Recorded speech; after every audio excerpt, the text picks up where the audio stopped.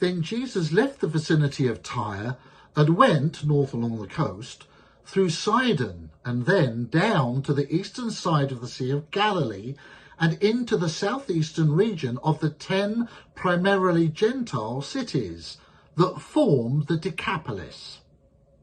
There some people brought a man who was most probably Gentile to him, who was deaf and could hardly talk, and they begged him to place his hands upon the man. After he took them aside away from the crowd, Jesus put his fingers into the man's ears. Then he spit and touched the man's tongue. He looked up to heaven and with a deep sigh said to him,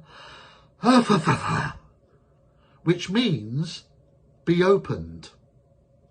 At this, the man's ears were opened, his tongue was loosened, and he began to speak plainly.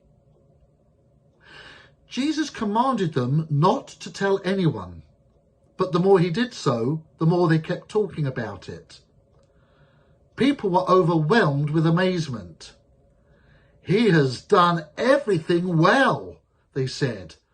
"He even makes the deaf hear and the dumb speak."